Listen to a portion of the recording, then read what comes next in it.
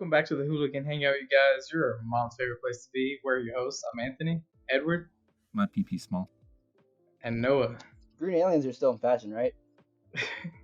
All right, if you guys tuned into our last episode, you remember our first game, Spam Mail. So we each picked out an article. We don't know if it's real or fake. And we're both basically just going to read it out to the other guys, and they're going to vote to see if they think it's spam mail or not. Noah, you want to go first? Oh, yes, for the boys. All right, so I got this article earlier in the week. I saw it from an advertisement. I was just like, what in the world? So I decided to share it with y'all. All right, so. Okay. All right. Spam mail. College students charged with feeding foot skin to unsuspecting roommate. What? What? No way. No way. That is spam mail all the way. From that title alone, what do y'all think? No way. You know what? This sounds about right to me. I mean, if this was Florida, then maybe. All right, I'm going to read you the quote-unquote real or fake scenario that happened. All right, so apparently 3 college girls started to remove loose skin from the bottom of their foot, and honestly, it sounds like no reason from what I was reading it. They are facing criminal charges, but they collected their skin, they put the foot dust in a cheese grater, and they fed it to their 4th roommate.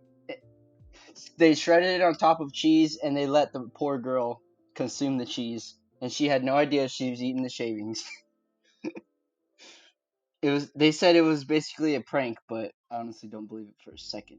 They were pretty much suspended, or yeah, I don't know. yeah. It doesn't really say. I mean, it is suspended or college, expelled, so anything can happen. It is college. I'm gonna go with real. They got I'm criminal gonna charges say though. it's spam mail. This is a real article. Oh my god, these psychopaths. April 24th, 2020. It's better than Burger King foot lettuce, I guess. Honestly, I first when I saw it, I honestly believed it because I've seen worse. All right, Anthony, do you want to go? Or do you want me to go? I can go. Okay. All right. So I'm not gonna read the title of mine. I'm just gonna give the summary that I wrote out. Instant fake. All right. So, a woman in Austin, Texas was rewarded $80,000 after she broke her ankle after tripping over a toddler who was running inside a furniture store that she was shopping in. All right. Dang, Life Alert really do be filling out the stimulus checks. The crazy part is the store owners were extremely surprised by the verdict because the toddler running in the store was her son. Was her own son. Yep. That's fake. That sounds so fake. That's sus. That sounds too no, that woman is so dumb. How? No, that's fake. I have no idea how she got away with it, but this is completely real. I want the court files. I want the court case. Yeah, I want to read that. I will send them to you, but yeah, it's crazy. All right, guys, I'm flashing it on screen right now. Blah, blah, blah, blah. You're up. All right, Edward. All right.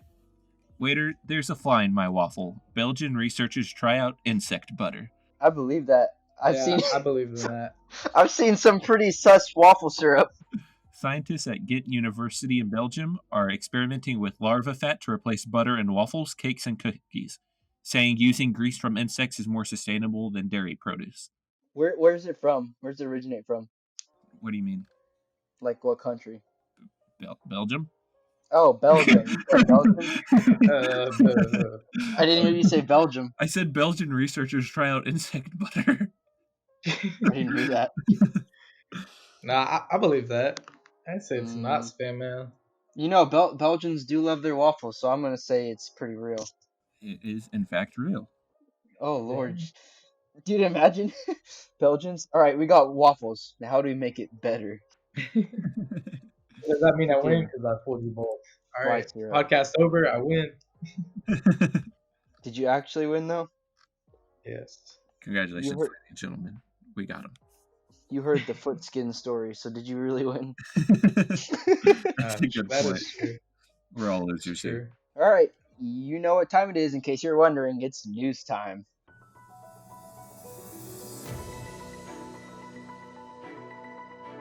All right, so we got a bunch of news for the week of April 27th, 2020. So I'm going to go gradual. I'm not going to get to the major news just yet. We're going to keep it nice and tender going right up to Nice it. Don't and ever say that tender. again. Please stop. Oh yeah. All right, so first off, Mr. Kool-Aid Man is in the chat. All right, we got The Ice Beneath Her. It's going to be a new movie. Daisy Ridley is set to star in this movie. It is an adaptation of the novel titled The Ice Beneath Her by Camilla Greb.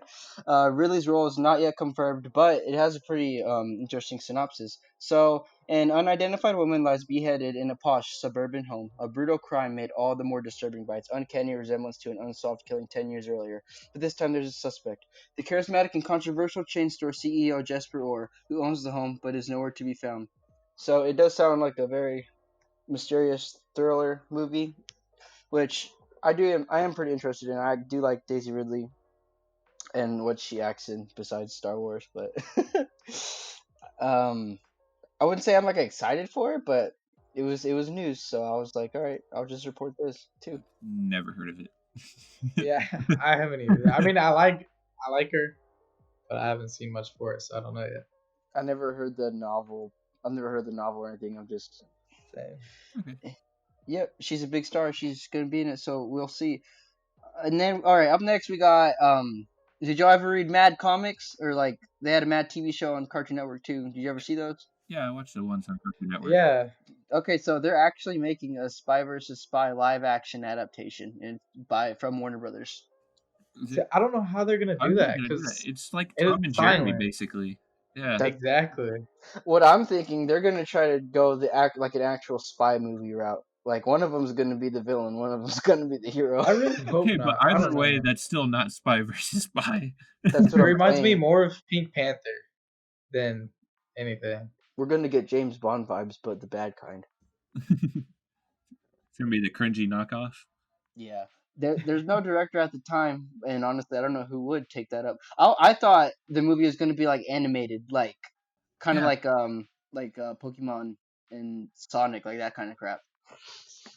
I figured that's what they would have done too, especially since it's like a black versus a white thing, not a race thing. Oh God, like The spies, it's like a their color. colors. It's a color differential. Is what I'm. Oh, that still sounds bad. I'm just gonna stop talking. I'm excited. I'm excited to see what this movie is gonna turn out to be, just because I'm curious. But honestly, I'm not excited to watch it. I don't think it'll be that good, but we'll see. Watch the trailer blow our heads off, like. That's true. I don't want my head to be blown off. That's very mean. Are you sure? I mean, I can blow your head off.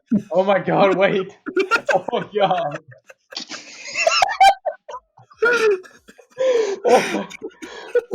All right, ladies and gentlemen, you heard it here first. Please Anthony edit likes that men. out. Next up, we got Space Jam 2, which has finally, officially been given a logo. It's officially been titled Space Jam: A New Legacy, which it's appropriate, I guess you could say. You know, Bugs Bunny and Braun about to drop it back. I really think they should have like a Michael Jordan cameo though. I think that'd be pretty cool. Okay, I am so excited for this movie. The first Space Jam has probably my top 10 favorite movies of all time. Really? It is so good. I loved it. I loved it. I loved I it watched too. it so much as a kid. I loved it too, and I'm excited to see it, but I don't think I'm as hyped for it. Like I saw they were announcing a sequel, and I was just like, oh well, that's pretty cool. Like I don't know, Well, but no, Space Jam 1 was dope. This is clearly going to cater towards the younger generation of kids. Clearly, like there's no way around it. So the majority of the people going to see it, I guarantee you, are not going to be children of this era. It's going to be more people our age going to try to relive our childhood, and it's going to be very disappointing because it's going to tailor towards the newer generation, and the newer generation is very cringy, and there's no way around it. Yeah. Honestly, I could really see that now that you bring that up. They're gonna do a lot of different. They're gonna make a lot more like fart jokes and stuff like that. Like, however, I've totally accepted it, and I'm still very excited to see it. Yeah. I don't know. I hope they don't like do it super kiddie. Like I saw like Sonic and stuff, and I didn't think it was as kiddie as I thought it was gonna be. But it was like it was so cool Yeah, movie. but I think it's gonna like Sonic 2. It's gonna have its moments where everyone's just like, oh, "Why is he flossing?" And Oh yes, yeah, yes. and I think Spoiler there's gonna alert: be a Sonic few of those. flosses. I think there are gonna be a few really cringy moments like that. But other than that, I think it'll be pretty cool. All right, and then next up we got. I'm actually pretty stoked about this. So Disney's released. They're about to release Mulan. They released Beauty and the Beast. They released Lion King live action. Now they're moving on with their Hercules project. They're gonna bring Hercules to live action, and it is officially gonna have the Russo brothers producing it. How's that sound? It's gonna be action packed. I can tell you that. Oh yeah, for sure. But With the Russo brothers directing it. I don't.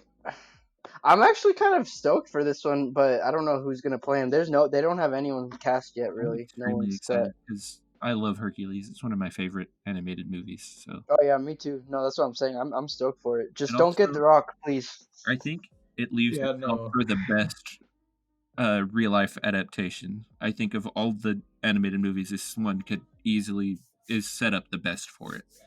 For Yeah, sure. I I think agree if with they that. blend, I think like with the muses and like Hades and stuff, they could be really creative. But like the otherworldly stuff, if they do what they did with Aladdin, like they get real creative with the CGI, I think it would look really cool.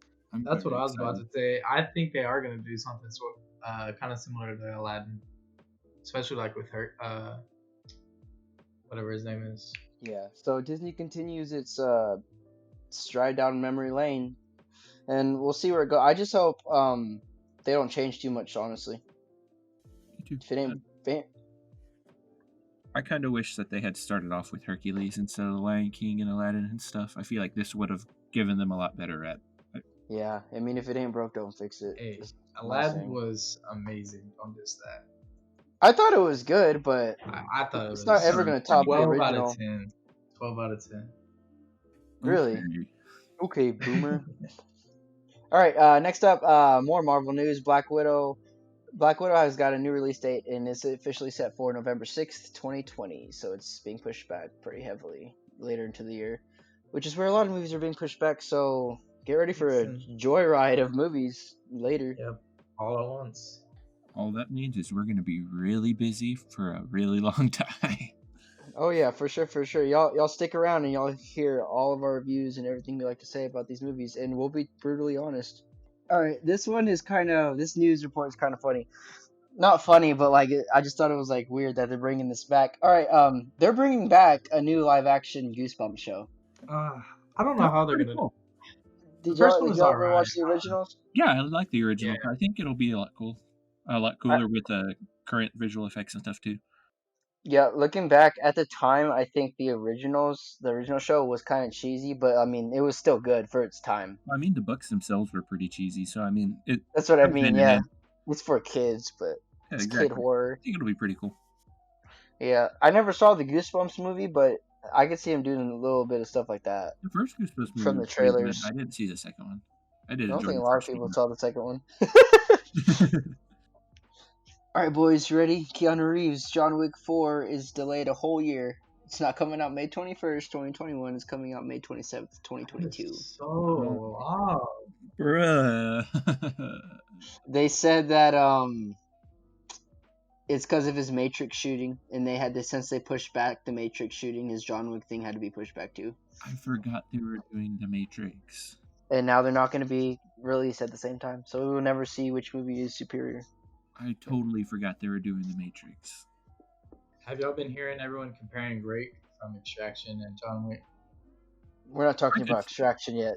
I'm saying I I haven't know, heard just about the kidding. comparison. I have two, and I don't know. I got to see more from John Rake. Wick takes it. Yeah, Yeah. John Wick takes the cake. All right, next up, and then we're gonna get to our big story. So, Spiral from the Book of Saw, which is I don't even know. It's like a sequel to Saw, a prequel? I'm I not think it was sure. a sequel. I don't know. The sequel. It's now going to be released May 21st, 2021, and it is filling in John Wick 4's spot, is what I'm thinking, because as soon as John Wick 4 was announced, delayed from that spot, it filled right in. And I'm kind of excited about it because the trailer looked different than everything else. And plus Chris Rock is in it, so That'd be kind of fun. And Samuel Jackson. That's got to be a pairing made in heaven. I know. I just hope Samuel Jackson hits that puppet with a bat or something. Smashes it in. That'd be so great. Jeez. Nick, You ready for right. the big boy news? No. All right. So this was unexpected. There's been major news about AMC and their shaky relationship with Universal Studios. Here it is. AMC Theaters is no longer going to show any Universal movies in their theaters, as they have banned them indefinitely. This hurts. Oh my This hurts god. so much. Okay, so basically, Trolls World Tour went video on demand for Universal, and their sales went off. They're doing really good in sales on the pay-per-view on demand. So Universal CEO Jeff Shell, he said, and I quote, "The results for Trolls World Tour have exceeded our expectations and demonstrated the viability of pay-per-view on demand. As soon as theaters reopen, we expect to release movies on both formats." Highlight both formats. AMC saw that as a shot to their brand, and they came back quoting, "It is disappointing to us, but Jeff's comments as to Universal's unilateral actions and intentions have left us with no choice. Therefore, effectively, immediately, AMC will no longer play any Universal movies in any of our theaters in the United States, Europe, or the Middle East. This policy affects any and all Universal movies per se, goes into effect today, and as our theaters reopened, and is not some hollow or ill-considered threat. Incidentally, this policy is not aimed solely at Universal out of pike or to be punitive in any way. It also extends to any movie maker who unilaterally abandons current windowing practices absent good faith negotiations between us, so that they as distributor and we as exhibitor both benefit and neither are hurt from such changes." It's just all This or nothing with article makes me laugh. So they really just went full petty. If I can't have Yeah. you, no one can. Exactly. They legit just said, "Oh, you abandoned traditional theater stuff by releasing it online as well. We don't like you anymore." I don't want to play with you anymore. We want all of you or none of you. So get out. Which is dumb because, honestly, I feel like, I mean, obviously, they're going to lose a little bit of money, but everyone loves a good theater A experience. little So, bit of money. They're gonna lose a lot of money from this because they said it's just starting with Universal. I guarantee you, other movie companies are, if they succeed streaming like that right off the bat, and they're gonna be like, why would I ever want any profits to go to you anyways? I'm being nice by letting you stream them. oh, I'm sorry. I didn't mean by the ban. I mean if they were to show both digital and the theater, they wouldn't lose too much money. So why would you be that petty to say, "Oh no, we don't want them And then"? now they are gonna lose a ton. Yeah, Just yeah. because No, they did. they're gonna lose so much money now. It's gonna Yeah. be ridiculous. They're gonna put themselves out of business like that. There's no Yeah. doubt. Now listen to this. These Universal movies, they include Fast and Furious 9, Halloween Kills, No Time to Die, James Bond, and Candyman. Those are all big movies that are supposed to release. They're stupid. They're the stupidest people on the planet. They're gonna And be the next blockbuster. here's Universal's statement, their clapback to them, which isn't really a clapback. They're being the mature ones here. "Our desire has always been to efficiently deliver entertainment to as wide an audience as possible. We absolutely believe in the theatrical experience and have made no statement to the contrary. As we stated earlier, going forward, we expect to release future films directly to theaters as well as on video on demand when that distribution outlet makes sense. We look forward to having additional private conversations with our exhibition partners." Yeah, I They're mean, they're definitely not in the wrong. They're just like, I don't blame them at all. I think it should have happened sooner, honestly. I think the fact that it waited this long for movies to come out on both is kind of nuts. it's a smart business move, and AMC's not having it. They're like that little kid that's not getting their way. Exactly.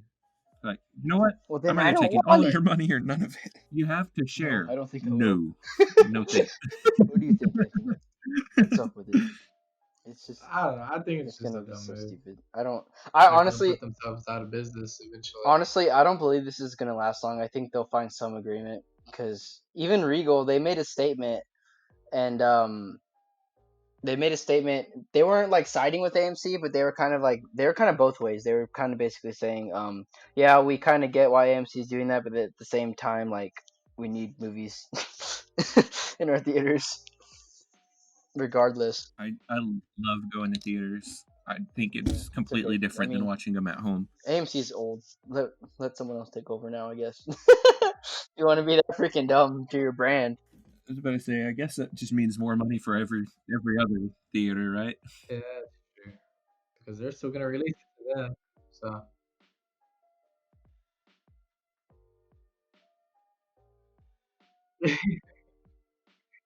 it honestly is. I didn't even think about that. It's I crazy. feel bad for you small town people that only have an AMC. Uh, uh, All right, you boys ready? Yeah. I'm ready. It's I'm movie time, ready. fellas. Promotion.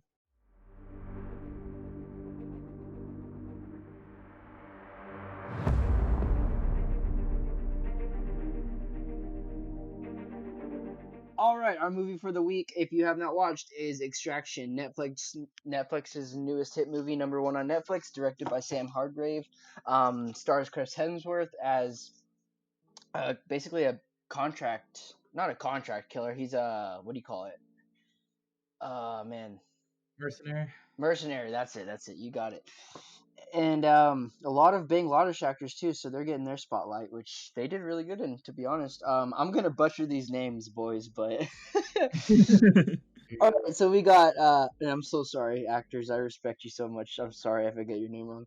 We got Rudrax Jaiswal as Ovi Mahajan, which is also the co-star of this film. We got Golshifty Farahani as Nick, which we will discuss later. Randeep Huda as Saju, which is also, I wouldn't say a star, but he's a co-star. No, not co-star. He's just a side character, but I think he was interesting. We got Gaspar, which is David Harbour, and then we got Amir Asif, which is basically the villain of this film, and is played by Priyanshu Payne. All right, boys. If you have not watched Extraction, I highly recommend you watch it first before going on. But we will give a non-spoiler review starting now. All right. I want to say at the very beginning, I've always loved movies that like just jump right in. You know, like kind of started halfway. You know what I'm talking about? And then it went to the intro because he was already heard and stuff. I love movies like that. I felt this But movie was very fast paced, but at the it same time, was, it wasn't like too much. Like it felt like just right for this type of movie. I feel like mhm. this was a perfect a perfect action movie, almost. I Yeah, thought all the fight scenes were extremely interesting, extremely like innovative. Like it wasn't just punching, stabbing, shooting. Like they had some really good choreography with it. y'all, The story was really good, and Chris y'all, Hemsworth is just a really great actor too. y'all ain't never seen Chris Hemsworth pop off like this. I'm telling you right now. For He, real, Yeah, for real. he really killed it. I truly believe once he's done with Thor and all that BS, he needs to get to these kind of movies. These are his movies. Dude, he did so good. This is by far my favorite Chris Hemsworth movie. I agree. It's Not even close. it was You know, amazing. one of my favorite parts of this movie is about though is the camera angles. Did y'all notice them? The cinematography, yeah, Yeah, it was amazing. it was so good. It was unique. I should say The that. action, the action of it all was incredible. But I mean, for the weak stomach, it was pretty brutal. There was piercing eyeballs. They were throwing children off buildings. They were cutting off fingers. They were Too fast. breaking All the breaking their kills came noses, fast. fixing their broken noses. But I mean, it was enjoyable. And if that doesn't top y'all off for like some John Wick type action scenes, they had, this is notorious now. It's in the news. They had a 12-minute action sequence that was nonstop. They didn't stop because they didn't do any cuts. It was continuous the whole way through. They were following through the action scene through a vehicle, and then they were following the fight scenes. It was all the way through, and that was probably one of the most impressive scenes in the entire movie to me. That's crazy. It was. It No, was. I would I say one of the only gripes that I have is some of the visual effects were pretty not bad, but they were meh. Like there was one scene, there was an explosion in a helicopter, and the explosion looked very, very bad. Like it looked green screen copy pasted onto the screen. Oh I yeah, didn't I don't know notice. if you, but that was like the only bad explosion. But the other explosions were kind of eh. But I guess it was kind of a more low budget Netflix movie. So I guess for them going in the way they did, like I don't think they've ever done something this nuts, like all out. They probably have. We just don't know. I mean, this big, like this is for sure their biggest movie, other than Bird Box. Other than Bird Box, this is definitely their highest production movie that they've made. The only thing I didn't like about this movie is the audio, because I swear at times it would get so quiet, and then other times it would get so loud. I had to keep adjusting the volume. Did y'all have a problem with this, or is it just me? Nah, but I listen to my movies pretty loud, so Yeah, me too. I didn't have a problem with it. I honestly though, let's talk about this. Chris Hemsworth. Chris Hemsworth's name in the movie, he's playing as Tyler Rake, which once again we said was a mercenary. He's seeking out to go and rescue Ovi, which is a Bangladesh kid of a drug dealer, of India's biggest drug dealer, and he's trying to save him from a rival drug dealer. That's basically the concept. But the bond they had, I kind of have a gripe with it because it felt too soon. Like Ovi the kid, he was hanging on to Chris Hemsworth's character like way too soon. I feel like I get they had these like they was like heartfelt scenes, yes, between them and what they talked about, but I didn't feel like it was enough to justify the major bond they had towards the end.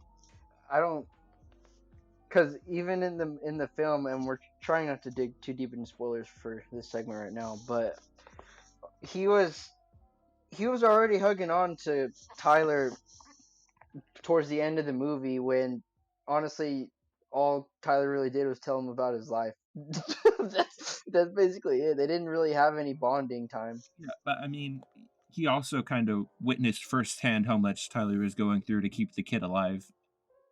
That is also true. Yeah, they're very trusting.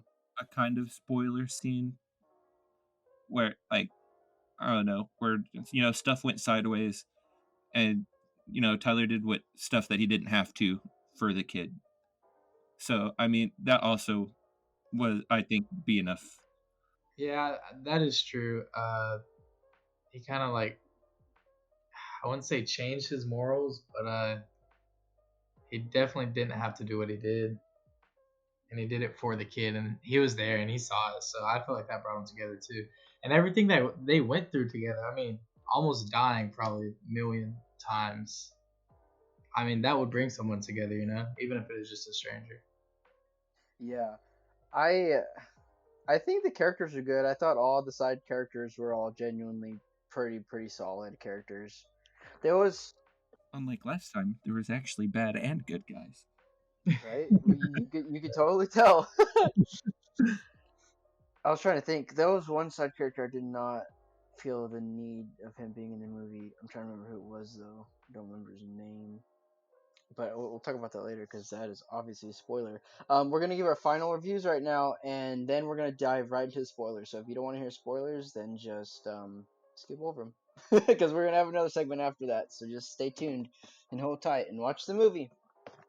All right, for Anthony, what's your review? I mean, your rating for this out of 10? 9 out of 10. Wow. Edward, what's your rating?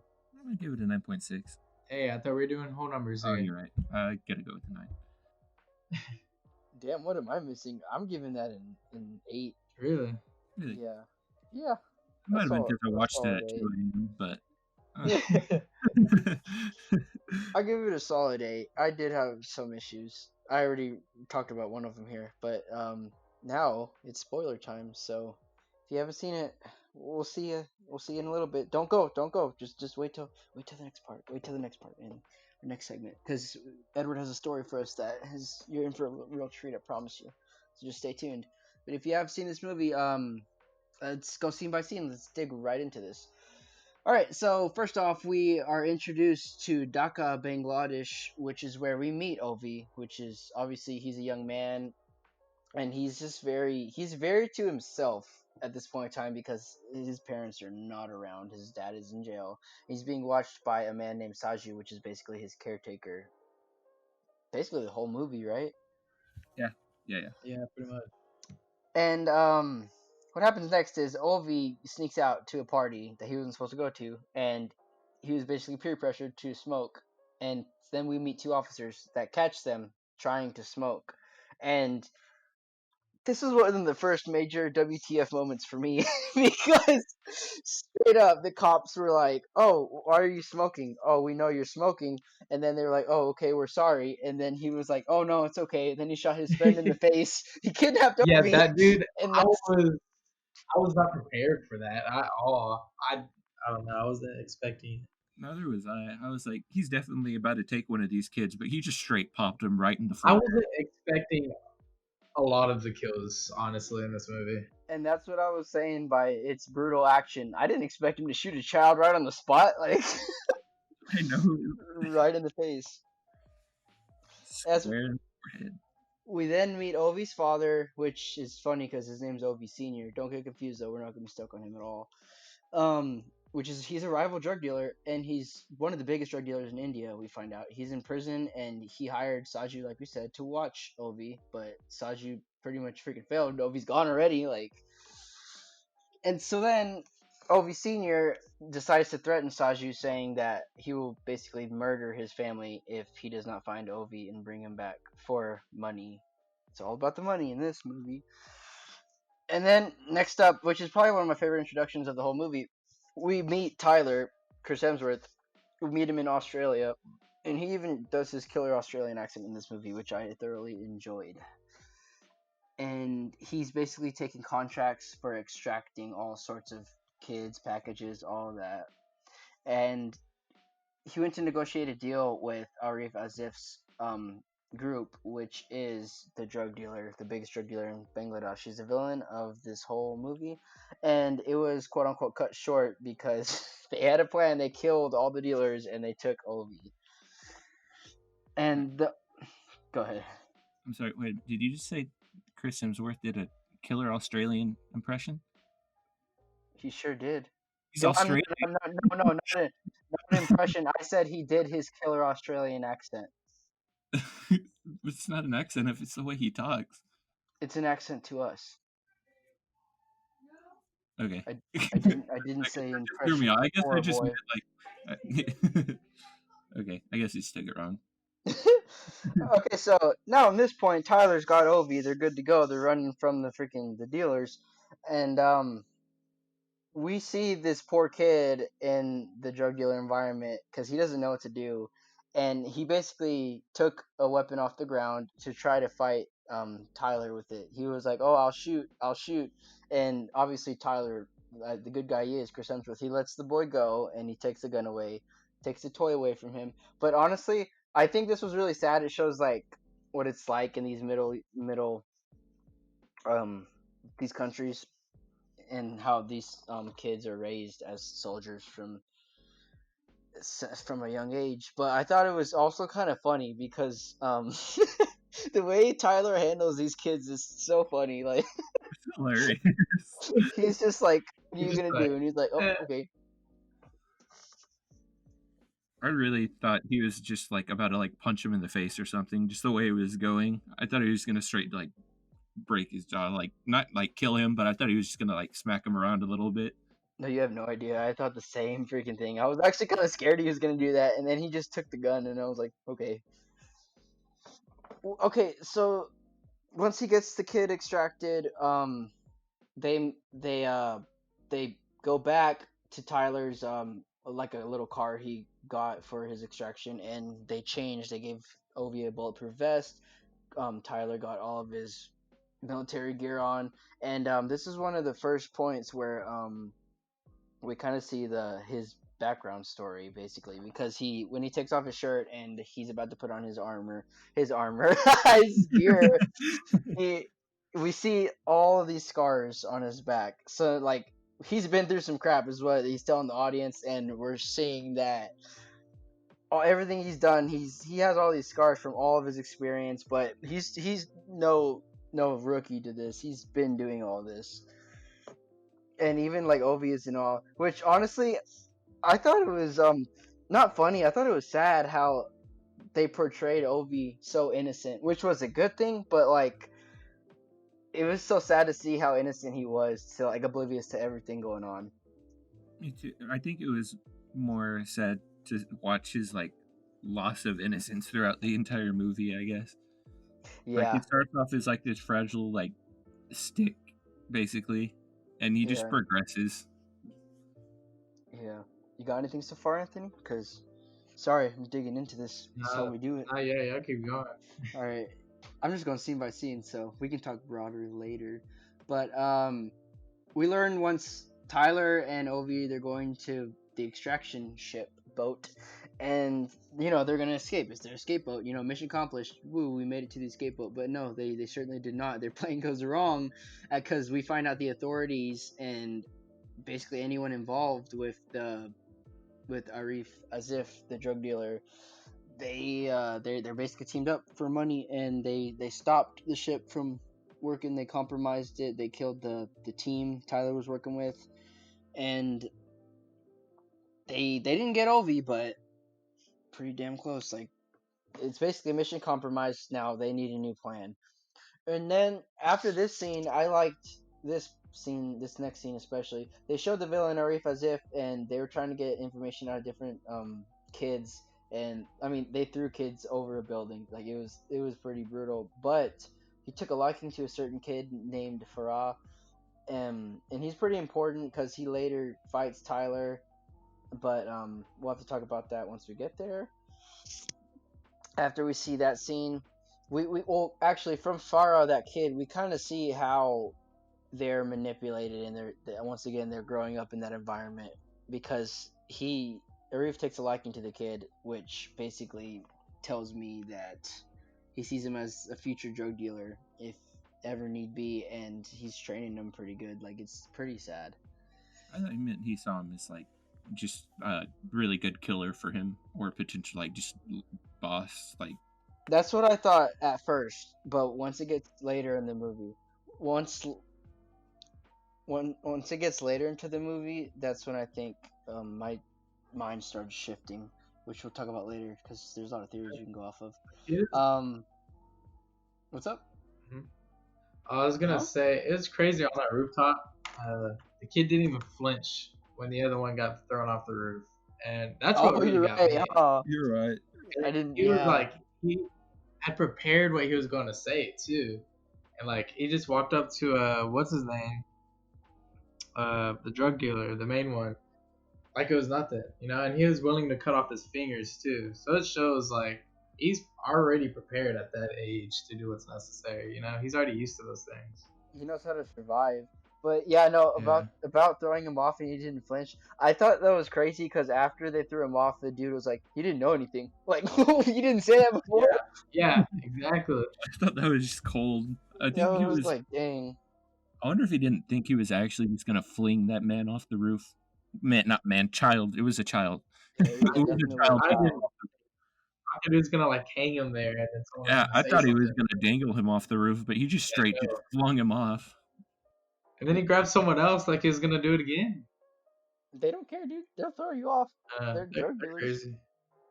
crazy. Okay, now the next scene that transpires is that 12-minute action sequence from a car driving across all of Bangladesh, all the way into different corridors and different buildings, where Chris Hemsworth is just doing so much fighting all of these freaking authorities and drug dealers, and it was probably one of the best action sequences I've seen in a long time, and it was all filmed continuously, so they put in a lot of effort for this. Yeah, see, I didn't know that was a one take. It makes it even more impressive now that I do know that. Probably the most impressive fight scene I've ever seen. Now that you said that, that's absolutely ridiculous. It's one thing to have like a house walking through a house, but they were straight driving through walls, driving through blockades, throwing people off of roofs. Yeah. When I was watching it, I was wondering if it was a one take, because it kept, like, when they got in the car, the camera kind of dangled down and they kept going, like, with the car. Like, they didn't cut to any other side views or nothing. They kept going with the car. But I didn't know how long it was going to be. That's why I was so surprised. So did you look it up and see that it was a one take, or are you just assuming? At the time I was assuming like part of it was a one take. I didn't know. I thought maybe like the car ride was a one take. I didn't know all the fighting was really a one take. But Do you know for sure that it was a one take then? Yeah, because then I started researching, looking into the movie more for the pod, of course. And the first thing that pops up is the article how they filmed the 12-minute long action sequence. Holy crap. I was like, damn. Wild. Yeah, and during this action sequence, Tyler fights Saju because Saju's trying to get Ovi so his family doesn't die, basically. And Saju survives. He gets a broken nose, gets all bloody, and Tyler also is seriously injured. So they have to find a hideout, a little building to hide in, so that he can start patching up and basically heal because he's in great pain at this time. We found out obviously the whole team is dead, and Nick, who is what would you say? She's the overlord of this whole operation, right? She's like the girl in the Yeah, chair. kind of. She's like the man in the chair. That's a good way to put it. Yeah, Yeah. Well, she's but she's not afraid to get on the field too. yeah. So. Because the mission is so compromised, she literally tells Tyler, "You need to leave Ovi behind because he's not going to survive either way." And Tyler, being the good boy that he is, he refuses. He wants to save Ovi. And honestly, this is one of the more heartfelt scenes after that because I mean it was kind of funny too because he was on the phone. Tyler was on the phone talking to Nick when Nick said he should abandon Ovi, and Ovi was like, "I can hear you." Your phone's really loud. Yeah. See, I think after that point, whenever he actually took him with him, is when he started to trust him for sure, because he sincerely did not have to take the kid after that point, and he could have made his life so much easier. Yeah, but He was just like, I'm not getting paid unless you come with me or something like that. yeah, But at first that's he just was the like that, but excuse. you could tell he was doing it for the goodness of his Yeah. heart. I don't think he was going to get paid at all. That was the point of them leaving him because he wasn't going to get paid because they had revealed like they had gotten scammed and they killed like half their team or something. That makes sense. That makes sense. That was the whole point of him having to leave was because they were like, "Oh yeah, you're not going to get paid." And he was like, just Yeah, find me money," and then he just grabbed the kid and just went yeah, off.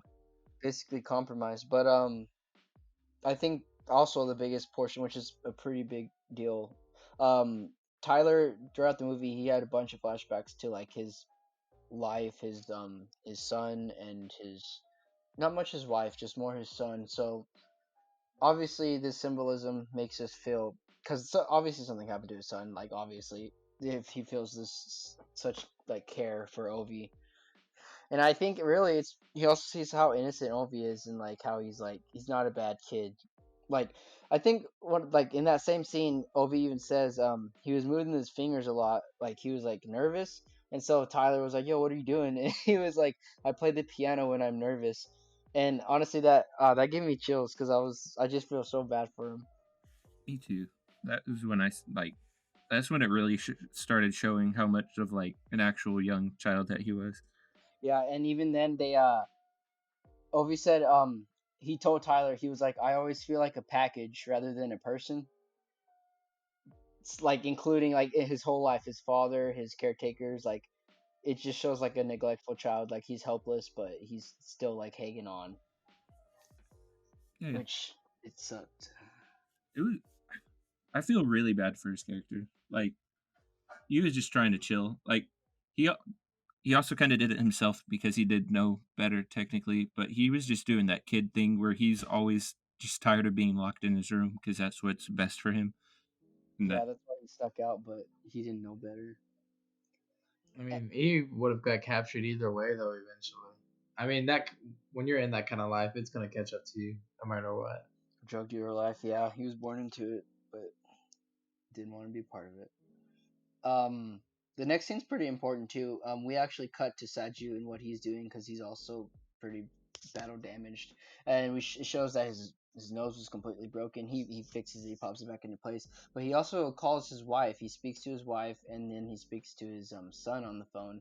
And this also made me feel for him because he's just trying to do what's right for his family, and during these hard times. And when he was speaking to his son was like, "Oh, when are you gonna be back?" And he was like, "Oh, I'll be back by the morning." And honestly, I thought that was so sad. Like that's when I like actually like this character because he's not doing this just for himself. Like he wants to take care of his family.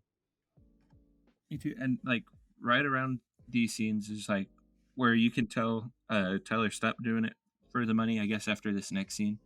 Because, like, at first, the only reason that he was posting up to Saju like that was because he wanted to be the one to return him to his family, because he would be paid if he was the one to do it.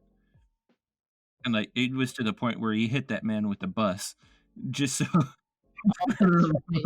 Yeah, with the boys. So, and after that, I guess I'm just gonna steal the next scene from you, Noah. Whenever he realizes that, I guess he can't do it on his own. I'm kind of skipping a part, but we'll go back. When he realizes he can't do it on his own, and he goes for Saju for help, is whenever he also, I think he fully goes selfless, and you realize he's actually just doing it because he cares about the kid, because he wouldn't have asked him for help if he could have done it for money. Not only that, but even with Saju, they at that point they seemed like they were both doing it just for the kid, Yeah. just to get him out of Well, I feel like he was still kind of doing it for his family too. there. Yeah, but if you give the kid, because they took the kid back to America at the end, what's the point? Saju has to take him back to not get killed, basically. So at that point, which I did have a little problem with, we'll talk about it later. But backtracking after that scene when Tyler learns the whole mission's compromised and he decides to take in Ovi still and try to do the mission.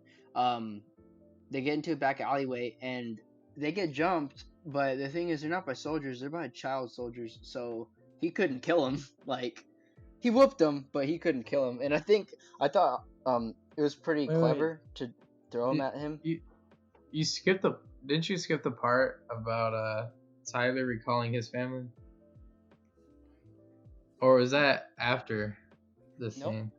I said he does that throughout the movie. I think. Okay, never mind. I think you. No, never mind. It was after. I guess I got them mixed together. Oh, you're fine. I thought the funniest part when he was fighting the child soldiers was that kid. That kid showed up again from earlier, and he pointed the gun at him, and he's like, "Oh yeah, I'll shoot you," and he just freaking like swoops his leg, and he falls down. Watching him beat up those kids was hilarious. It was hilarious because he was just slapping them too, like yeah, he was slapping the slaps, the backhand. He legit whacked him, and then shatter that kid's hand in the door though. Oh yeah. Oh yeah, for sure. Teach him a lesson, I guess. But we that kid Farah came with the child soldiers, and he was basically the leader, is what it seemed like. And he tried to shoot Tyler, but Tyler whooped him, and that's gonna be because Farah has a bigger role than we think down the line. And there's another scene with him and Arif that it gets pretty dark, but we'll talk about it in a second. This was one of the most unexpected surprises of the movie. If you like went in super blind, Tyler calls an old friend that owes him a favor. His name is Gaspar. Once they meet up, surprise, surprise, it's actually David Harbour. Yeah, that surprised me. I was not expecting him. Yeah, I didn't know he was. I liked the character. I liked what he played though. No, I did too. And basically, Gaspar, he took them in to his own. I don't know if it was his home or it was just a hideout or what. I think it was his second home, because later he was like, "All right, see you. Gotta go back to the wife." Oh yeah, that's right. And then they lay low there for a little bit. Tyler and Ovi goes to bed, and then Tyler basically kind of like watches it, making sure he's all good before he leaves the room. And this is where Ovi and Tyler have probably the deepest, heartfelt conversation of the whole movie, between them at least. And but I like their like subtle humor, like from Ovi, because he's so innocent. Like Ovi started off, he was like, "You don't look like a Tyler, you look like a Brad." That made me laugh. Yeah, but then he was asking Tyler like, "Oh, like you're so brave," or like, "Are you brave?" or whatever. And Tyler like kind of breaks down. He was like, "I'm not brave. I'm the opposite of brave." And And then Ovi talks about how it just makes him so sick that his father kills others. Like he knows who his father is. He knows his father kills people, and it makes him like so sick to be a part of that. Not a part of that, but see all that. And in a sense, Tyler then turns to tell him everything about his wife and his son, which we find out his wife and son, they died a few years ago. His son died from lymphoma when he was 6 years old, and Tyler at the time he was in Afghanistan. He was in Afghanistan, and then Ovi was like, "Oh well, so that sucks. You were shipped out to Afghanistan while your son was dying. Like, I'm so sorry." And then he was like, "No, I voluntarily left for Afghanistan." And that's when Because we, I couldn't watch him. He yeah, couldn't watch his son be yeah, like that sick, you know. he couldn't watch him suffer.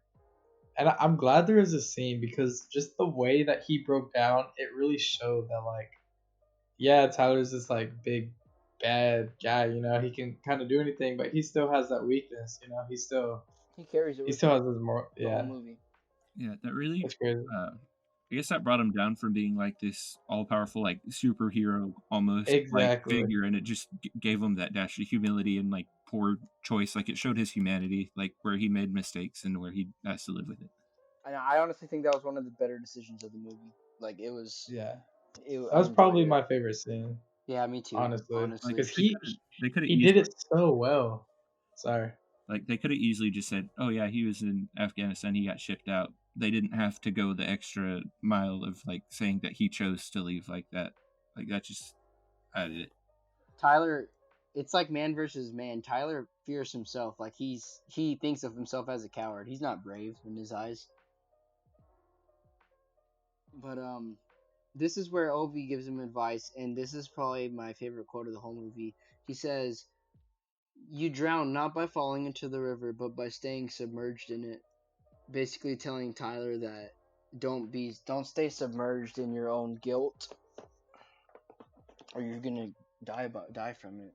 And I think that was a great callback to the opening scene where he jumps into the like off a cliff into the water and Yeah, sits and holds his breath just chilling underwater. yeah. And it also is to the ending at the same time, which is a mirror of Tyler doing it with Ovi doing it, but in a pool, not it. Yeah. What comes next is probably the biggest twist of the movie. I think.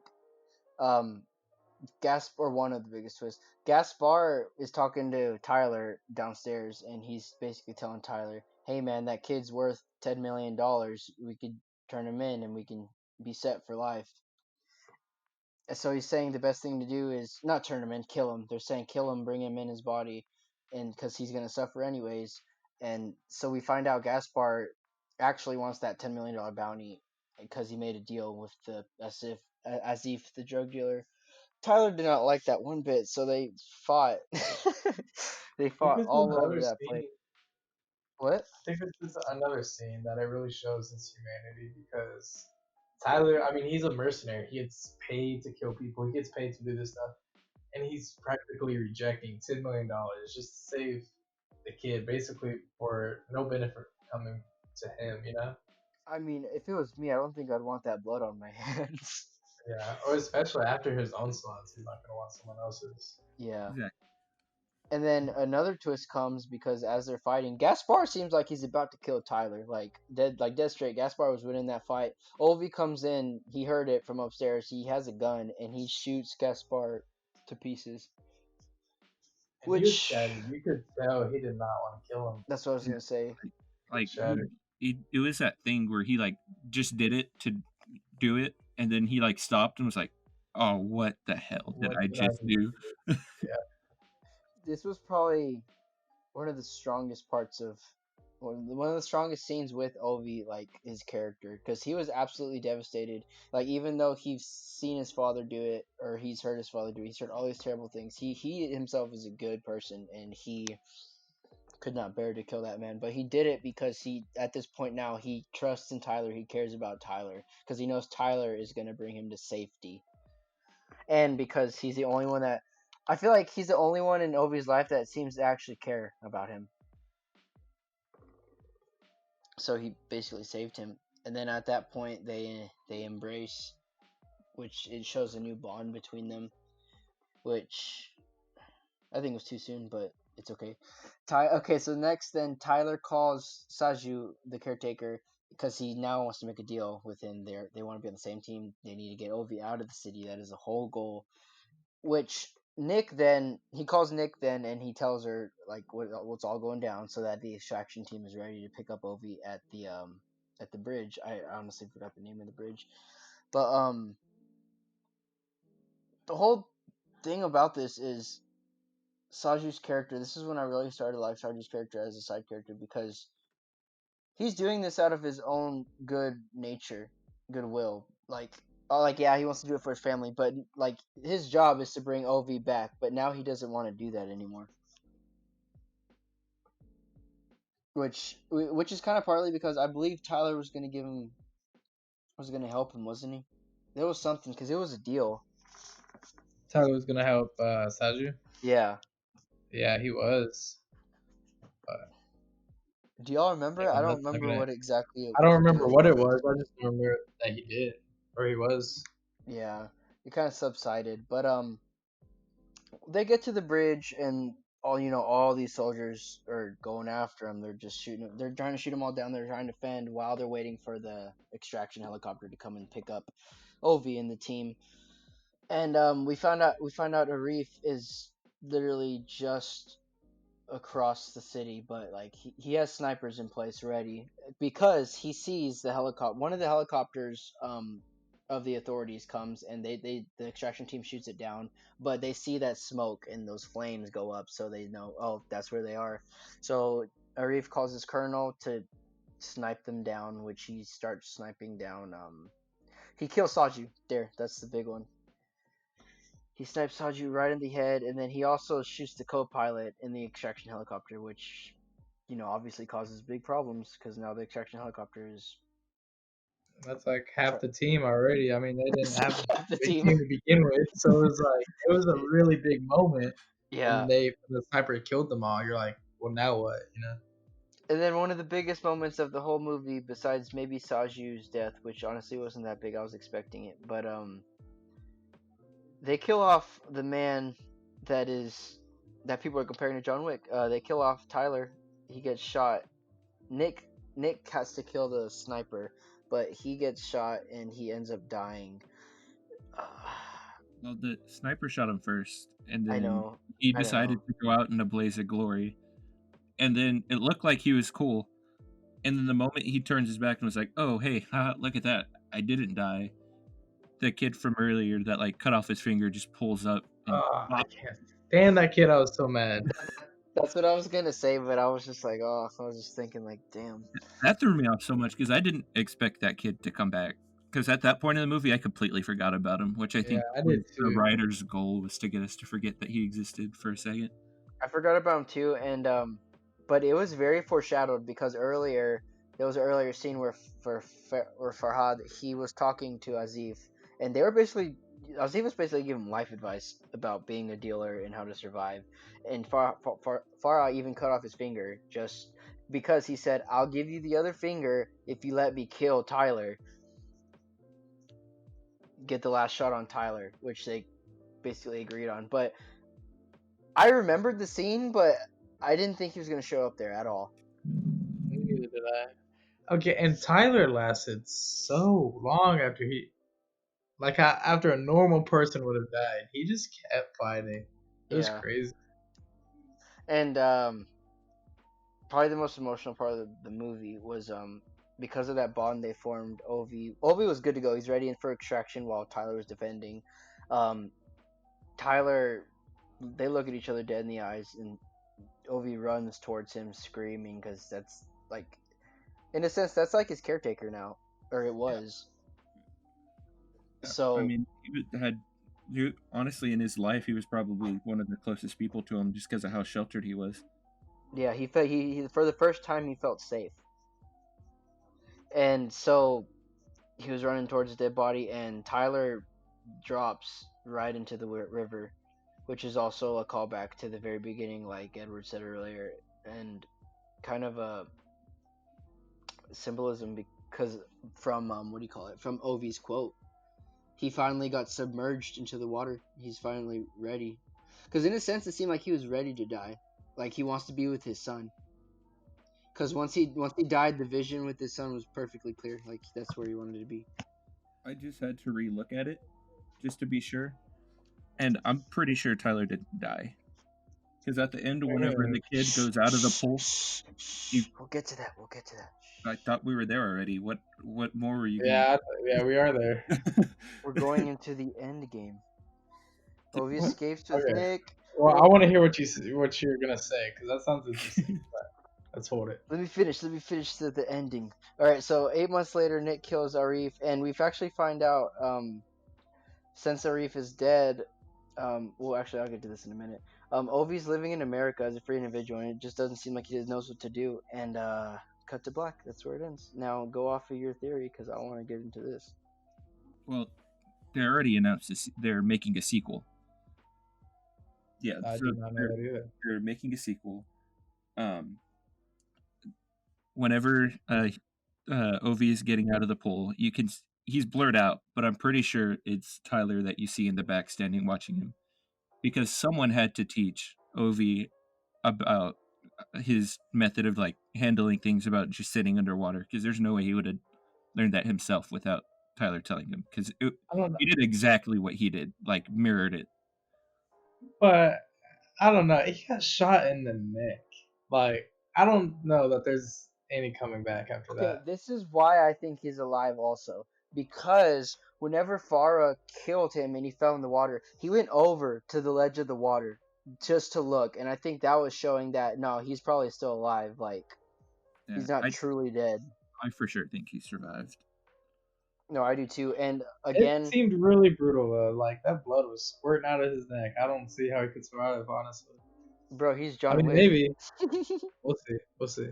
But whenever Nick killed Arif, the drug dealer of Bangladesh, he's finally dead, the big bad drug dealer. This is where I think he was building up Farah. I think Farah is going to take over as one of the head drug dealers if they make a sequel.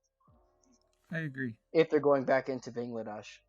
Oh, for sure. I 100% agree. I think they're going to bring the fight to America this time, maybe, instead, because I think Tyler's probably retired after this. Yeah, he's hiding out. He's staying low. But how would they bring it to America though? It's a movie about extracting I don't know. packages. I don't know.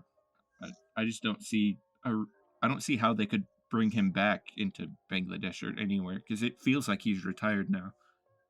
No, yeah, no doubt he's probably retired. I mean, I would think he is. I mean, he even kind of alluded to it. Like at the beginning, they were like, Nick was like saying, "You need to stop doing this," kind of thing. Because he was not himself. She said, like, you're not really yourself anymore. But which is like also after like his son died and all that crap. He's a shell of his former self. I feel like he accepted the mission because he wanted to do well, obviously for the money, but he also wanted to find something to do one last thing. But I feel like he also wanted a reason to die. Yeah, Because that's the thing. I think he was looking for a reason to die, but throughout the movie, he found a reason to live. that's what I was gonna say. Corny inspiration. Dang. Right? That's what I was gonna say. And That was deep though. just fact checking, there is no confirmation for a sequel. Boom. Dang. Well, I would be excited if there was. Looking on Screen Rant. I don't know how they would do it, but yeah, I would be excited for it too. We shall see. Oh, We but shall overall, see. one of the best movies I watched lately. I think on one of the best movies on Netflix I've watched. I'll bring Yeah. it to that. And looking through everything, I think that's about all I gotta say about it. What about y'all? Well, actually, I think one more thing is I liked how immersive it was. Like it felt like India or Bangladesh. Oh yeah, I did. But I Like did. Sorry, go ahead. no, you go. I was just gonna say I don't think it was super genuine with their language though, because I was actually reading up on some stuff and there was some commenters and stuff. They were complaining. They were saying that they actually speak Indian in Bangladesh, and they were saying some of the stuff they said like was nothing like their language. I feel like that happens a lot in movies, anyways. Yeah, I do too. I feel like they don't have enough actual people that'll not like translate, but like be fluent enough because there's so many languages. All right, Edward has got a story for us today, so strap on your seatbelts and make sure your popcorn is ready because he tells some very interesting stories. So, Edward, are we ready to hear it? Yeah. Yeah.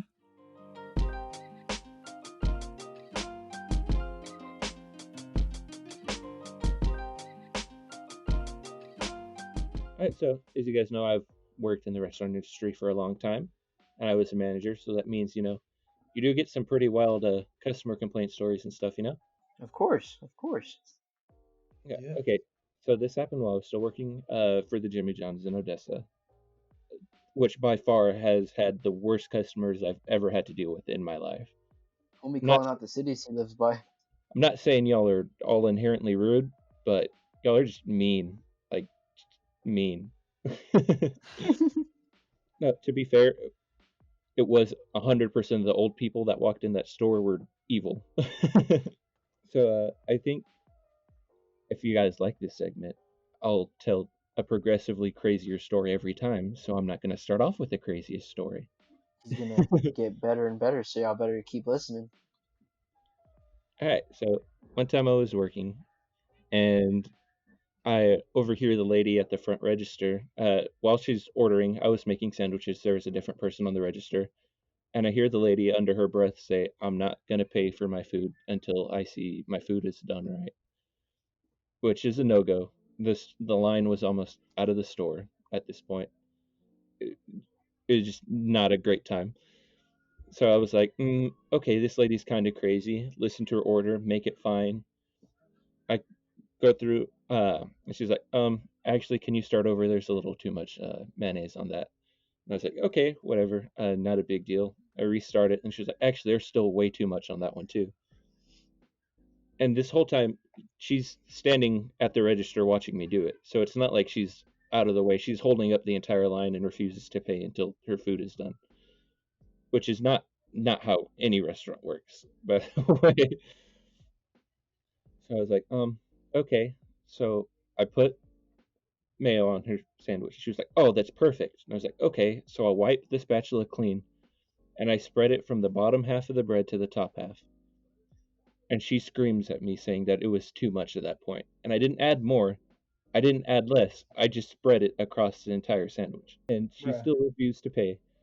And it got to the point where her husband was like, here you go, and just handed the register like a $20 bill.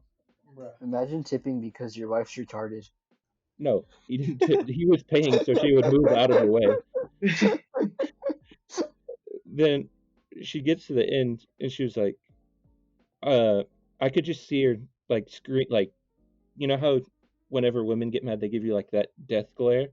Oh yes. I'm pretty sure that man has been poisoned by now, because he got the nastiest look I have ever seen anyone been given in my life. Dude, if I get that look, you know how fast I'm running out that store. Like, I'm not messing with that. Yeah, because like the whole time she was like being mad at me, like she was searching, like fumbling through her purse because she couldn't find her card. You can't see me, but I'm doing air quotes right now. So like the whole time she like was like faking that she couldn't find her card just so she could stand there and Yes, harass sir. me the entire time. You've had some real stinkers, and she does not take the cake. She'll take the. I mean, there's more that'll take the cake. This was kind of short, so I guess I could say another story, huh? You want to? Sure. Y'all get a bonus. Yeah, yay!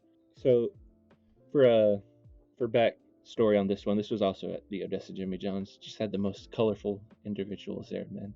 Nuts. But there would be this lady, and she would order catering every Thursday, I think. It was like a certain day out of the week. She would do it every week. But it wasn't like, I say every week, but I mean most weeks. Like there would be a week or two where she would miss.